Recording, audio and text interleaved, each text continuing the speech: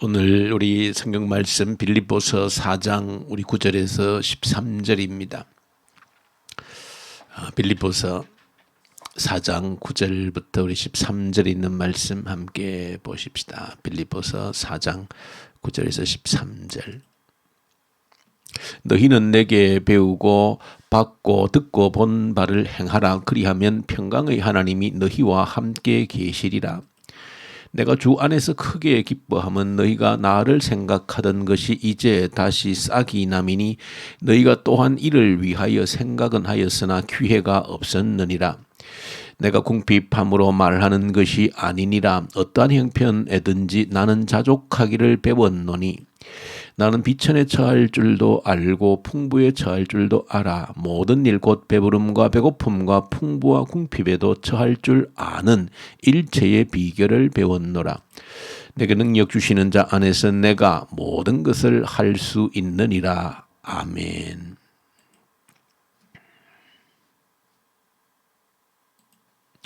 오늘 빌립보서 우리 4장에 있는 말씀을 이 새벽에 함께 묵상합니다. 빌립보서 1장부터 우리 기록되어져 있는 빌립보서의 내용의 핵심 주제라고 할 수 있는 단어는 기쁨이라고 하는 단어입니다. 오늘 우리가 읽을 우리 4장에 기록되어져 있는 본문 속에서도 주 안에서 항상 기뻐하라. 내가 너희에게 다시 말하노니 기뻐하라. 이렇게 바울은 기쁨에 대해서 여러 번 강조를 하고 있습니다.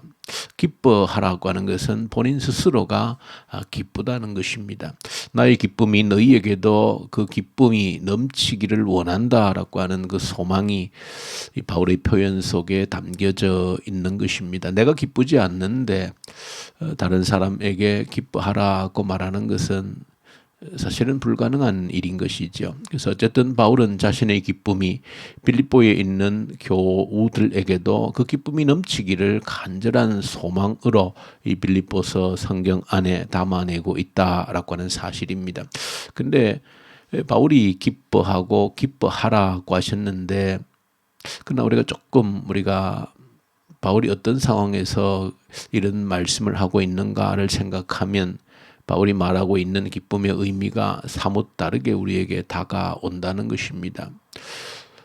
우리가 공부해서 아시는 대로 빌립보서는 옥중서신으로 그렇게 우리가 배우고 있습니다. 옥중서신이라고 하는 것은 감옥에서 기록한 서신이라고 하는 것입니다. 바울이 특별히 그 로마의 감옥에 갇혀 있을 때에 빌립보 우리 교우들에게 쓴 편지가 바로 이 빌립보서입니다. 그러니까 바울은 지금 자신의 육체가 억압되어져 있는 그 감옥에 로마의 그 감옥에 억압되어져 있는 그런 상태에서 지금 편지를 쓰고 있는 것입니다. 내 마음대로 할 수 있는 것이 아무것도 없는 그런 장소입니다. 또 오늘날의 어떤 사법 체계와는 달리 언제 어느 순간에 사형 집행이 일어날는지도 알 수 없는 그렇게 묶여있는 감옥에서 지금 편지를 누구에게 빌립보 교회 교우들에게 적어도 빌립보 교회 교우들도 물론 이 땅에서 어려움이 없는 사람이 없겠지만은 그러나 빌립보 교회 교우들은 바울 자신에 비하면 그래도 자유로운 사람들입니다. 마음껏 무엇이든지 할 수 있는 그 자유가 있는 사람들입니다. 그런데 바울은 지금 구금되어져 있는 상태입니다. 그럼에도 불구하고 구금되어져 있는 바울이 밖에서 자유를 가지고 있는 빌립보 교우들에게 기뻐하라고 지금 당부를 하고 있는 것입니다. 그러고 보면 바울은 빌립보 교우들보다 나는 더 기쁘다라고 하는 그런 분명한 확신이 있기 때문에 나의 기쁨이 여러분들의 기쁨이 되기를 원한다라고 하는 그 간절한 마음을 어디에 이 빌립보 서신을 기록하면서 담아내고 있는 것입니다. 그래서 여러분들이 이 빌립보 바울이 이 복음서를 이 서신을 쓰면서 기쁨이라고 하는 주제를 담아냈다라고 할 때에 적어도 오늘 이 성경 본문 말씀을 읽고 묵상한 우리에게도 동일하게 전해지는 말씀 아니겠습니까? 바울이 동일하게 우리에게 시간과 공간을 뛰어넘어서 내가 기뻐하는데 너희도 기뻐하기를 원한다라고 하는 그 메시지를 우리에게 전달하고 있을 터인데 우리가 이 기쁨에 주목하려면 바울이 왜 기뻐하고 있는가라고 하는 것입니다. 그 기쁨의 출처가 어디냐라고 하는 것이 너무나도 중요한 것이죠. 우리의 기쁨과 슬픔에는 분명한 출처가 있는 것입니다. 이유가 있는 것입니다. 아무런 이유가 없이 기쁘거나 이유가 없이 슬픈 사람은 없습니다. 그러므로 바울이 적어도 내가 기뻐한다, 내가 기뻐하는 것처럼 너희도 기뻐하라고 했을 때에 그 바울의 기쁨의 출처가 분명히 있는 겁니다. 그런데 이 바울의 기쁨이라고 하는 것은 옥에서도 감옥에서도 언제 사형 집행이 떨어질지 모르는 그 두려운 공포가 있는 감옥에서도 잃어버리지 않는, 사라지지 않는, 소멸되지 않는 그런 기쁨이다 하는 것을 보여주고 있는 것입니다.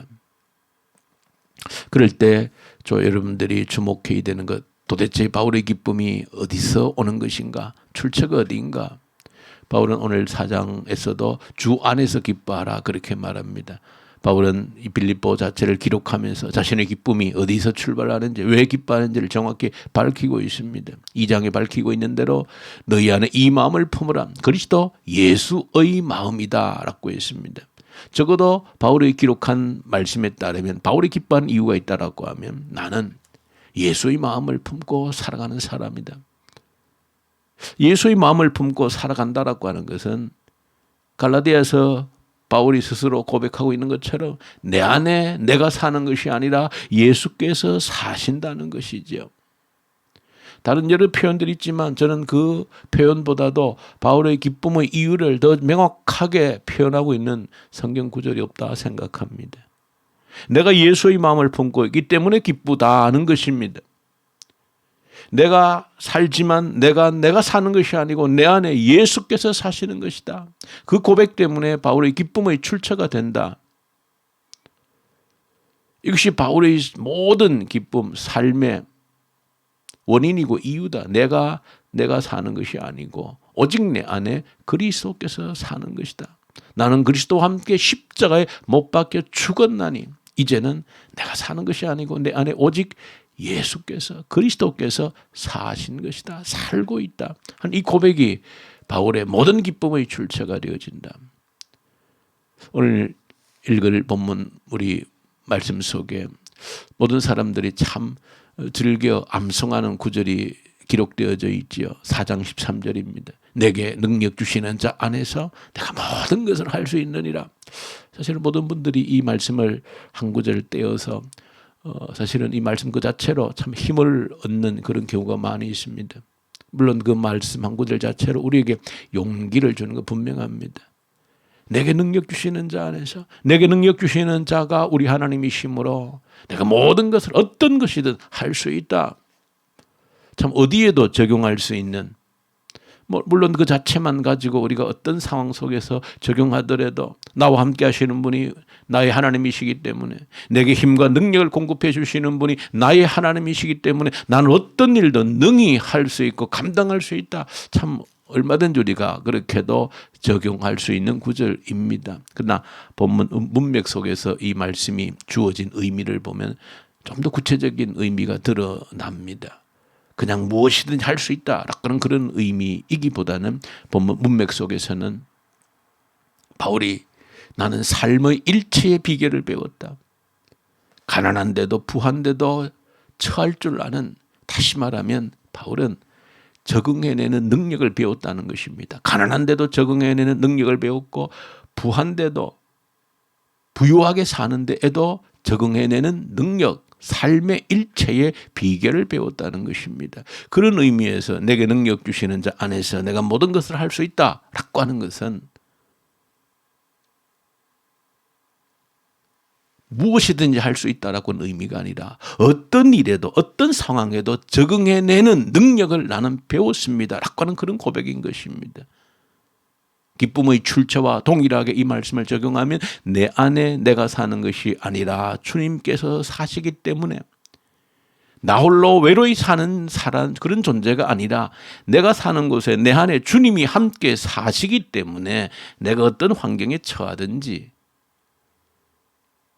내가 상상할 수 없는 이 감옥에 있다 할지라도 적응해낼 수 있는 능력이 있다. 왜? 내가 내 안에 사는 것이 내가 아님으로 주님이심으로 나는 적응해내는 능력이 있다는 것입니다.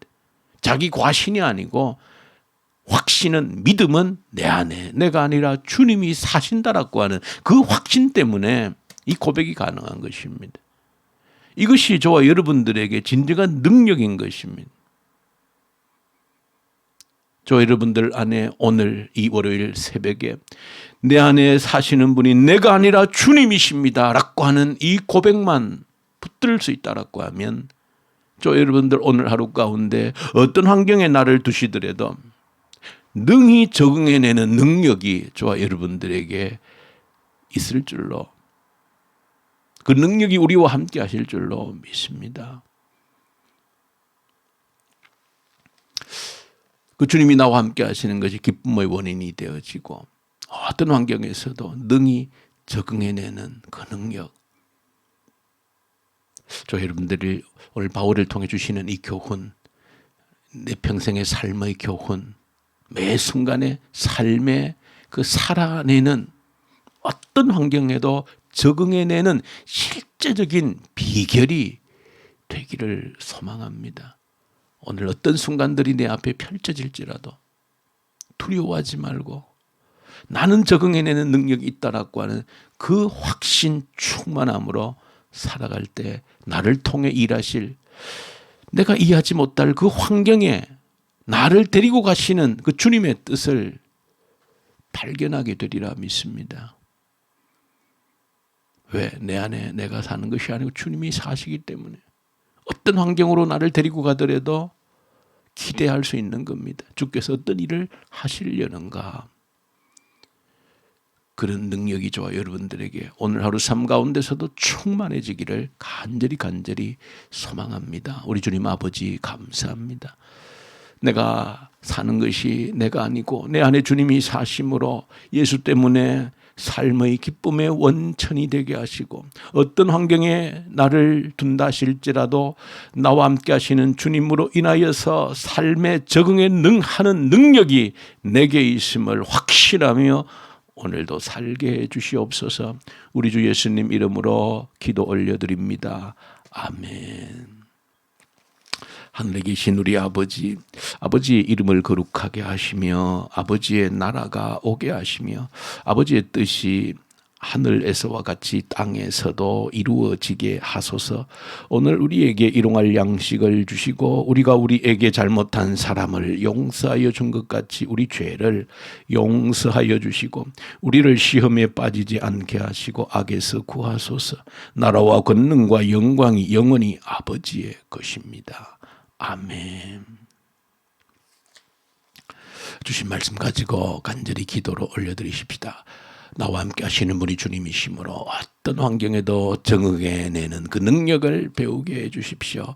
그런 제목으로 기도하고 이 나라를, 북한 땅을 간절히 올려드리십시다. 주께서 함께 하시고 하나님을 두려워하는 자들이 이 땅의 지도자들로 세워지게 하시고 북한 땅에 다시 한 번 더 부흥의 계절 오게 하시고 악한 정권이 소멸되게 하십시오. 코로나 사태 앞에서 능히 코로나를 이겨내게 하시고 하나님의 선한 뜻이 나를 통해 이루어지는 기회가 되게 하십시오.